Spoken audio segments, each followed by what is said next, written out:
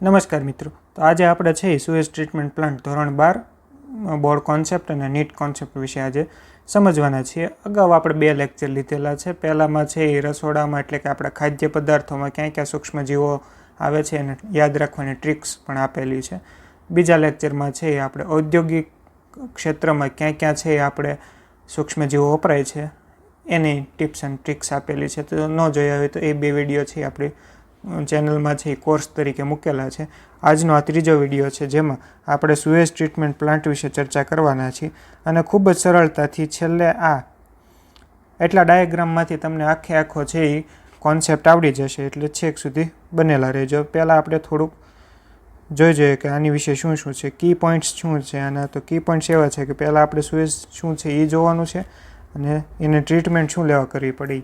તો કોઈ પણ જ્યારે ઇન્ડસ્ટ્રી કે ઉદ્યોગ હોય છે એમાં છે પાણી વપરાતું હોય છે અને એ પાણી ઘણી વખત નકામું હોય, અમુક જીવજંતુઓ છે એમાં એડ થયેલા હોય તો એને આપણે નકામું પાણી છે તો ફેંકી દેવાનું હોય. પણ ડાયરેક્ટ ફેંકવાથી નુકસાન થશે. માની લો કોઈ કેમિકલવાળું છે અથવા તો કોઈ બેક્ટેરિયાવાળું પાણી છે, ડાયરેક્ટ કોઈ તળાવમાં નાખી દે તો તે જે તળાવમાં જે કોઈ જીવો છે એને નુકસાન થાય.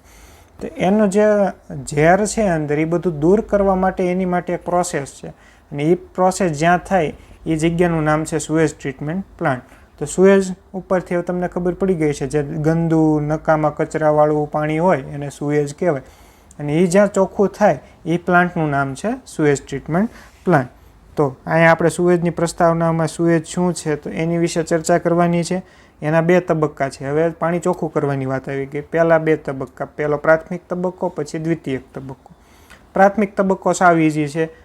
ગાળણ કરવાનું છે અને અવસાદન કરવાનું છે. એટલે કે માની લો કોઈ પાણી હોય અને એક પાત્રમાં રાખો એમને તો એનો 2 ભાગ પડી જાય.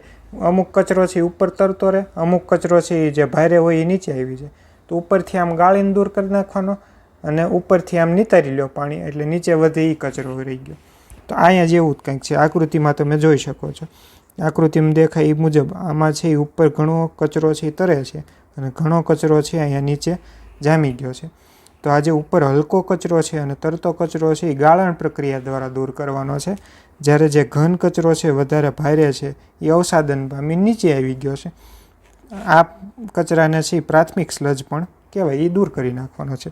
હવે જે વધેલું ધૂંધળું પાણી છે અહીંયા વચ્ચે છે, નહીં ઉપર નહીં નીચે, અને ઇફ્લુએન્ટ કહેવાય અથવા ઘણા એફ્લુએન્ટ પણ કહેવાય છે. હજી એમાં કચરો છે એ આપણે દૂર કરવાનો છે. તો આ થઈ પ્રાથમિક. પ્રાથમિકમાં શું, ઉપર હલકો નીચે ભારે એ 2 દૂર કરો, વચ્ચે વધ્યું ઇફ્લુએન્ટ, એ આપણે કામમાં લેવાનું. આગળ વધીએ. હવે દ્વિતીયક પ્રક્રિયા.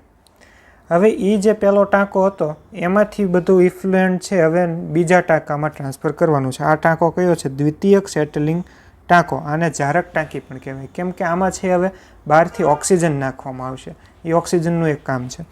અહીંયા જો તમને એક વચમાં લાલ પાઇપ ફિટ કરેલી દેખાય છે, અંદર છિદ્રો છે, એમાંથી ઓક્સિજન છે એ નાખીને એને ફેરવવાનું, એટલે પાણીમાં ઓક્સિજન પડશે. એટલે એમાં જે કંઈ સૂક્ષ્મજીવો છે ને એને ઓક્સિજન મળતો રહેશે અને એ વૃદ્ધિ કરશે, એટલે આમાં સૂક્ષ્મજીવોનો વધારો થશે. તો અહીંયા લખ્યું મુજબ આમાં જે કંઈ સૂક્ષ્મજીવો છે એ બધાને ઓક્સિજન મળે છે, કેમ કે જારક ટાંકી છે અને એનું વૃદ્ધિ થશે એટલે એની અંદર બેક્ટેરિયા હશે, સૂક્ષ્મજીવ હશે, ફૂગ હશે, એ બધા એક સાથે આમ ગંઠાઈ જશે અને એ ગંઠાઈ જાય એ રચનાને શું કહેવાય? ફ્લોક્સ કહેવાય.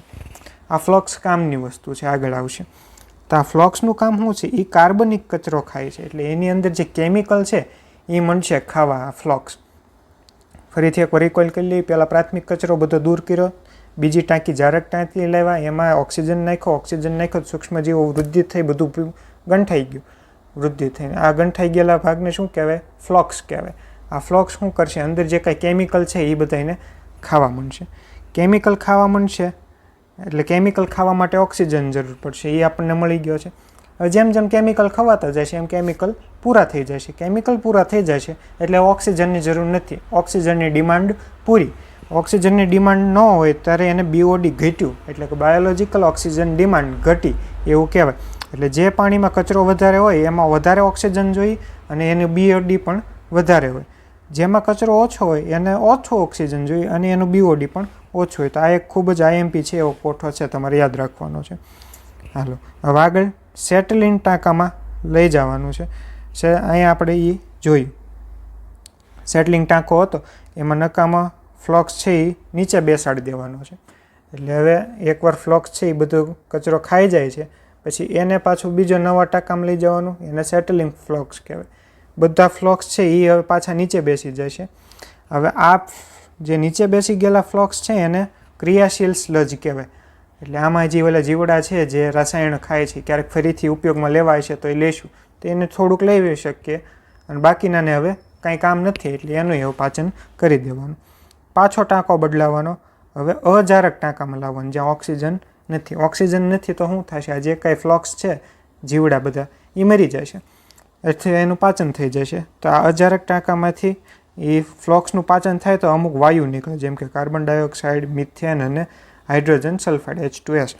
આ બધા છે એ સળગી શકે એવા હોય એટલે આને બાયોગેસ પણ કહેવાય. તો એટલું છે એ આપણો સુએઝ ટ્રીટમેન્ટ પ્લાન્ટ છે. પછી એની પછીની સારી વાતો છે કે આ બધી શહેરોમાં છે એ વધારે સુએજ નીકળે છે અને એ વધારે પ્રદૂષણ કરે છે, એ તમે NCERTમાં ખૂબ સરસ રીતે આપ્યું છે, એ જોઈ લેજો. છેલ્લા ફકરામાં 2 એક્શન પ્લાનના નામ તમારે યાદ રાખવાના છે, ગંગા એક્શન પ્લાન અને યમુના એક્શન પ્લાન. નદીઓ જે ખૂબ પ્રદૂષિત હતી એમાં આવા પ્લાન્ટ નાખીને એને આપણે વધારે સ્વચ્છ કરેલા છે. ફટાફટ કેપ્સ્યુલ જોઈ લઈએ, આખું રિવિઝન.